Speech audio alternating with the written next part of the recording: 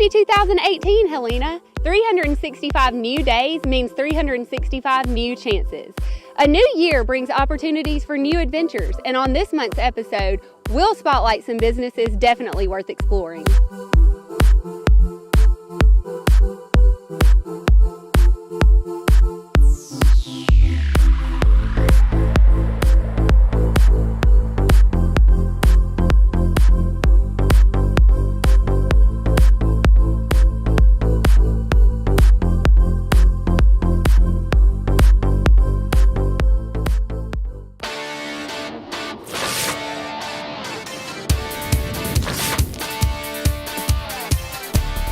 Hey guys, I'm here with Coach Keith Maple of Helena High's wrestling team. Thanks for being with us today. So can you tell us a little bit about wrestling? We feel like not a lot of people are familiar with the sport. Correct. Briefly, this is kind of how wrestling works. You can have individual, winners, and you can have team winners. So what happens during the year for wrestling is that we have what we call dual matches or tri matches or quad matches. And then as the season goes on, we have tournaments, and we've actually had 2 tournaments the past 3 weeks, and of course we had one snowed out last week. But basically what happens is an individual kid can actually win a state championship as well as a team. So it's an individual sport, but it's also a team sport. So that's kind of how wrestling works. Well, that's interesting. Can you give us some information on where to begin? I mean, if a kid wants to become a wrestler, when does it start? Is there Pee-wee leagues for it? There is. There's several at Vestavia. There's several at Hoover. We have the Warrior Camp, which is right down here in Alabaster, where a lot of our kids started off and are still wrestling there through off-season stuff. So. Okay, that's nice. Is there a Helena Middle School wrestling team? There is. They wrestled with us actually last night against Jasper and Pelham. And they had a tri match as well as the varsity guys had a tri match, so we kind of wrestled together. Well, let me ask you this. You hear a lot about losing weight for wrestling matches. Can you elaborate on that? Oh, yes, absolutely. Now in the state of Alabama, and it's been going on for the past 15 to 18 years, we have a weight management program that is basically taken care of through track. So each kid has a weight management program that they have to stick by. And if they don't hit that weight, I pretty much don't let them wrestle. You know, when it comes to taking care of yourself with nutrition, it comes with a nutrition plan, it comes with everything. So when I hand it to them, they're good to go. They just go home, and at this date, if they want to drop weight, they've got to wait to a certain date to get to that. And that has been in control for about, 15, 18 years now. That sounds like a lot of discipline to put on a high schooler. Absolutely, but we have some great kids that do it. We have some little kids that do a great job, and I say little kids, a 10th grader, as well as a 9th grader. But yeah, they're very disciplined with it. So how long has the wrestling program been going on at Helena High School? This is our 4th season. So for 4 seasons, we've been doing very well. We've had several that have qualified for state. We've had several that have placed in state. As of right now, our best placer is Nathan Dunaway, who placed 2nd. And he's our best placer. And he was a 9th grader last year when he did that at 170. Wow, that's impressive. So a little birdie told me that you used to be a wrestler yourself. Do you have any experiences you can tell us about? Well, I can. Let's see. I'm trying to think of one real quick. I can tell you. I do remember this, wrestling in the state finals in Georgia. I wrestled against a young man named George Brewer. He was also an all-SEC defensive lineman that next year after we graduated. Unfortunately, I didn't win, but it was a great experience. He ended up beating me 5-3. And I will tell this story, and I'm probably telling it myself. At the end of the match, my mom, of course I busted my nose, but at the end of the match, my mom ran on there and she was like, making sure her baby was okay. But anyway, that's a quick story. That's pretty embarrassing. Well, just a couple more questions. How long does a wrestling season run? When does it begin and end? Things like that. Wrestling season actually begins mid-November and goes all the way through the end of February. So make sure you come out and support the Huskies. All right, well, thanks so much for talking to us today. And you heard it here, guys. You got a couple more months to come out and support the Huskies.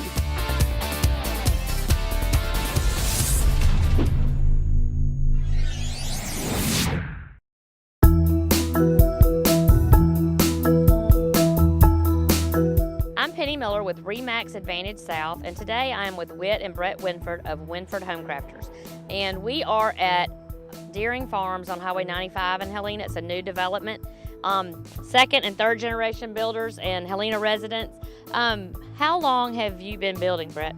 Well, I started out probably over 30 years ago and have done a good bit in Helena and other neighborhoods, and we've now built kind of around Shelby County also too, Right. and up into Hoover a little bit, but most of our construction is around Helena. Okay, and then you've come along working with Dad. Yeah, I graduated from Auburn in 2011, and I worked in commercial construction for about 2 years outside of that, and then started in the residential industry after that. Okay, well, Deering Farms is a new development here, and it has, how many lots does it have? I think it's a total of 15 lots, is that right? 16 lots. 16 lots. Sorry. And they range from a couple of acres to up to 4 acres, and I believe 69,000 to 99,000. What size house can you build here? The minimum square footage is 2,000, and then you really could go, I guess, about as big as you wanted to, as long as it will fit on the lot. Probably 4,000 to 5,000 square feet. Yeah. Okay, and if somebody's thinking about building, how long of a process does that really take? And I know it's a guesstimate, but Yeah, most of the houses, I guess, in this development that we're going to be building are somewhere in the 6-month range. That could be a little quicker or a little bit longer, but okay. 6 to 7 months. Yeah, most of your lots are really better for slabs. Okay. But there's a few that are basement, so if you're doing a basement, it'll take a couple months longer, if you do that. Okay, so somebody could buy a lot and then do some due diligence, find a plan, and get their house ready to go on the market with a great realtor. And That's right. so that would work out here. They could buy the lot and wait a little bit to build, correct? That's right. Okay, and where else are y'all building around town? We've got lots in Riverwoods, and then we've got a few lots in Creekwater and Okay. Helena too. So, And then I know y'all build lake houses, and you can build anything, right? Down to Lake Mitchell and Lake. So. Yeah, we mostly do custom homes, so we're kind of around a lot in the greater Birmingham area. Not everything we do is on developments that we're involved with. A lot Right. of times people come to us with their own lots, and they have a plan they're looking to build, or they need someone to help them find an architect, and we do that and get them with an architect and get somebody to draw them the set of plans that they're looking to build. So if you're thinking of building, beautiful lots here, great builders, give me a call, and we will get the ball rolling.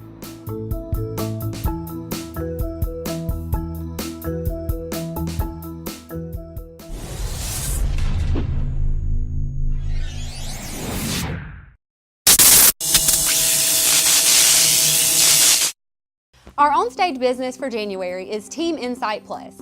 I got the chance to sit down with the owner, Johnny, and he told us all about his company and what they have to offer. I've recently changed exactly what the company does. I've started out as a business coach, and that's great. I love working with small companies, and I love helping small companies. But one of the things I found as I was going through that is I found a niche, and the niche is really working with them on helping them solve people problems. So it's more about communication, getting them to understand that some of the problems that they're facing really don't need to be there if we just kind of take the personal away. And so I work with assessments and help them to hire the right people, keep the good people that they have, and just eliminate conflict as much as possible. So the assessments, the way they work are really, I use a company that we use DISC assessments, and people have probably heard of those, and I run into a lot of people who say they've heard them. The big misconception with those is a lot of people think those are personality tests, and they're really not. They're just a small portion of a person's personality, so we really measure behaviors. So we administer those online, and the magic comes in with the debrief. So that's where I would sit down with the person one-on-one, or if it's a group of people, a team, and really help them understand what the assessment is telling them. So that's where the value comes in. It's not they're not getting their results online and left to decipher it themselves. Just like every company I work with, I do make it a point to ask them before we start anything else, do you have a mission statement? Do you have a vision statement? And do you have core values? Because I think that goes to the heart of everything we do in business. Vision statement is the vision of Team Insight Plus is to educate and equip businesses with the knowledge and processes to hire, retain, and reward their most valuable asset, their people. Our mission statement is to help business owners and corporate executives maximize efficiency and effectiveness by building better teams and stronger leaders. And the core values we use every day in doing this are integrity, synergy, productivity, knowledge, flexibility, and customer service. So we keep that at the heart of everything we do. Everyone is different, so I don't go into any business relationship with a canned program. It really is individualized per business. So for me, I guess the success of that would be that they're getting out of it what they anticipated. Now, today, in what I'm doing with the assessments, it's a little bit easier to measure that. So if I walk into a company that is, experiencing a lot of, stress with their employees, or a lot of conflict, or they have that revolving door syndrome where people are coming and going, they can't keep positions filled, obviously the measure of success is that goes away. The nice thing about using the assessments and the processes that we have is it can go away very quickly. It's something that can be fixed probably faster than anything I've seen, and is the results are just I guess the quantitative things that they see are fast. I'm trying to think of a better way to put it, but I can't. It really is something that will turn around very fast. Productivity will go through the roof, attitudes will change, and they'll see drastic changes. A lot of times people are so worried about skills, and skills are pretty easy to define, and they're pretty easy to see if someone has the skills you want or not. Behaviors are a whole other thing, and a lot of times we don't hire for behaviors. So we find out after the person is hired that they weren't a good fit behaviorally. So if we cut that off at the pass in the beginning, we then make better hiring decisions. So that's first and foremost, is we stop the bleeding and we hire better people to start with. Now, we have people we have to deal with that are already employed, and it doesn't mean that people are bad. It may mean they're in a bad position or a wrong position. So we go through the assessment phase and we look at the positions they're in, and we say, if this particular position isn't the best fit for them, maybe this one is. So it could mean moving people around to different positions to where they're more suited and they can be more productive. I'll give you a perfect example of that. A lot of the tension, a lot of the stress we experience at work comes because we're not communicating effectively. So what I try and do is arm supervisors and managers with the information they need so they can better communicate with their employees.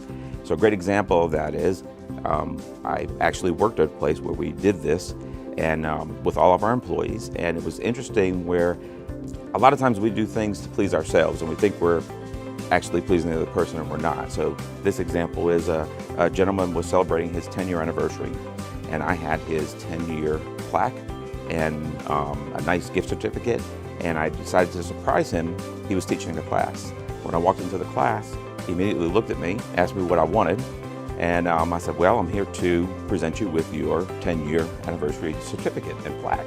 And as I was talking about how great he was and how good he was doing, he was leaving the room. He left, he walked out. So I looked at the class and I said, what did I do wrong? And they said, I don't know. Well, come to find out, his behavioral style, when we looked at his assessment, we really got a better understanding of who he was, hates public recognition. So if I had known that, I would have known to give it to him in private and not say it in front of the class. Everyone knows what the golden rule is, and basically the golden rule says treat others as you would want to be treated. And that's great. I prescribe to a different one, a different rule. I call it the platinum rule, which really says to treat others as they want to be treated. And once you do that, that really changes the way you can effectively communicate with people and how they accept what you're saying to them. It's very easy to get started. So the assessment itself, I would send that to a person through email. They would get a link, and it would take maybe 15, 30 minutes tops. If it's taken any more than that, then people are putting too much thought into it, right? So 15 to 30 minutes, they're done. I get the results. Once I get the results, I prepare a debrief. And then that's when we would meet face to face, and I would go through the debrief with them. And again, really that is the biggest value, because they're not just getting their results and looking at it on the internet and trying to interpret it themselves. I will sit down with them and go through page by page and show them exactly how it is. They can interpret it into what's going on in their world today. Okay, and one thing I do is, especially people who have never been exposed to this before, but even people who have been, but maybe didn't get a real debrief and don't really see the value in it, I would love to offer them a free assessment and a debrief, just so they can see how it really should be and what they should be getting out of it. Because I think they were shortchanged if they did a assessment and they didn't get any value out of it. So that's where the debrief part comes in. So I would gladly offer that. I could sit and talk to Johnny all day long about what it is that he does. Behavior analysis is so interesting. So if you're interested in getting your free assessment, take advantage of that and call him or email him today.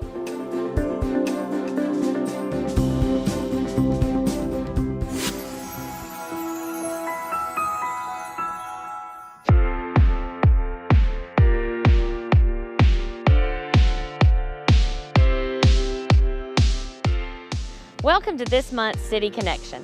Today I'm here at the Helena Sports Complex with Bill Miller, the Director of Parks and Rec. Thank you very much for being here with us today.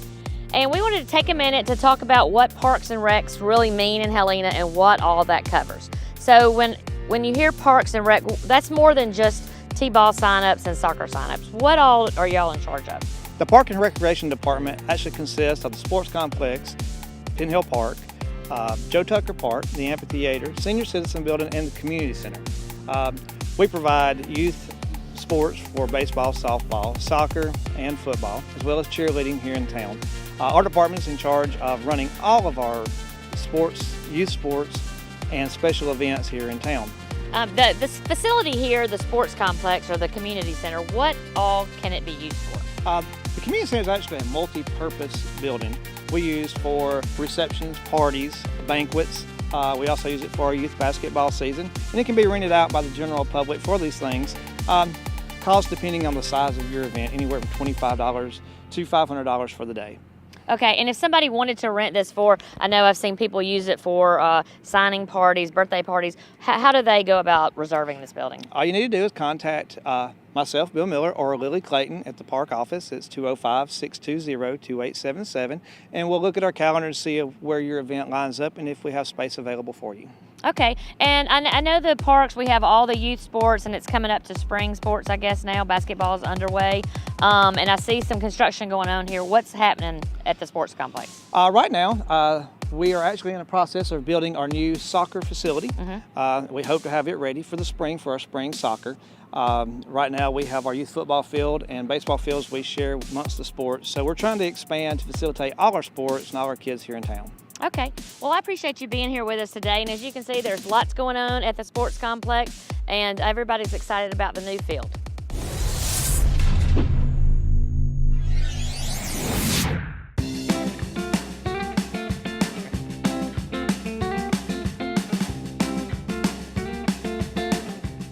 I'm here with Mr. Howard O'Neill, who has an online video series called The Management Advantage. Mr. O'Neill, can you tell us a little bit about your show? Yeah, thanks for having me today. And what the Management Advantage is, it's an online video series that started about 4 years ago. Prior to that, in 2001, it was a series that Chuck Sykes had started, and it ran on the Outdoor Channel for 11 years. And we are the oldest and best show that we're not a hunting show. We're actually a land consulting management show. What we try to do is take your land. So if somebody calls and says, help me grow the land, help me grow the wildlife, we come in and do a consult for you, and you tell us what you want with the land, whether it's turkeys, whether it's rabbits, whether it's quail, all together, and then we'll look at your site and say, well, this is what you need to do, whether it's building habitat for it, whether it's cutting some trees, just adding more food, more cover, just anything like that. And we've been running now for like I said, 15 years. The last 4 years is just totally on the web. Okay, good deal. So I'd say that gives you pretty good credibility in the hunting world, wouldn't you say? Well, my partner Chuck Sykes is the one that started it, and he has the credibility. I just kind of go along for the ride. But Chuck is very well known throughout the country. He is actually the director of wildlife and fisheries for the state of Alabama, so he has a lot of credibility, as you say. He's guided and hunted with the biggest names in the hunting industry in the world, really, especially in the United States. So yeah, he does. I'm just a old country boy that tags along for the ride a lot. Well, that's interesting. Well, as far as hunting, now that we're into January, can you tell me what wildlife is being hunted right now in Alabama? Yeah, right now the biggest, by far the biggest species of animal hunting is a white-tailed deer. Of course, everybody sees, when you think of hunting in Alabama, it's deer hunting, and we're, like we said, we're in January, so deer hunting has started back in October, but now it's really, it's really starting to kick off. The weather's getting cooler. We just got a foot of snow around here, so things are really picking up for Alabama. But there's still squirrel season, rabbit season, quail season, really anything that you can think about hunting right now, other than turkeys in a few spots around the state. Turkey season comes in March, so right now about the only thing that you can hunt is turkeys in the state of Alabama. Ducks and geese come in a little bit here and there, but right now most everybody is focusing on the white-tailed deer. So as far as anybody that may want to pick up hunting as a new hobby, is there any advice you can give for those kind of people? Yeah, actually, you can go to outdooralabama.com, and there's tons of resources. It tells you how to get your hunting license, hunter safety courses. You have to have a hunter safety course if you're under 16 to actually get your be able to get your license now if you're over 16. So you're going to have to take that. But that is a valuable resource that the state provides free of service. It's outdooralabama.com. And one big thing I will mention, the state has a mentored hunt that you can go sign up now that's taking adults hunting that have never hunted before. A lot of times, people will introduce children to that, and that's great to do, but taking an adult that's 25, up to 75, the last hunt they did, and they're teaching the adults how to hunt. And if you're a kid, find you an adult that'll take you hunting. That's how I started. My dad and my granddad took me hunting, and now I am, with our video series, and never in the world thought, when we were running dogs in Talladega County deer hunting, that I would be doing this. So you never know where it's going to lead. But hunting is a great activity, family activity that you can do as well. So find somebody. If you don't know anybody that hunts, look around, poke around the website, and you'll find somebody that's out there to help you. So can you give us some information on where to find you? Sure. If you'll search the web at managementadvantage.com, we have a website there full of information. You can also find us on YouTube. We do a new show every 2 weeks, so you'll be able to get a new show updated every 2 weeks, and actually on Instagram and any social media. Good deal. Well, thank you so much for talking to us today. And guys, if you're out there hunting this season, make sure you're being safe.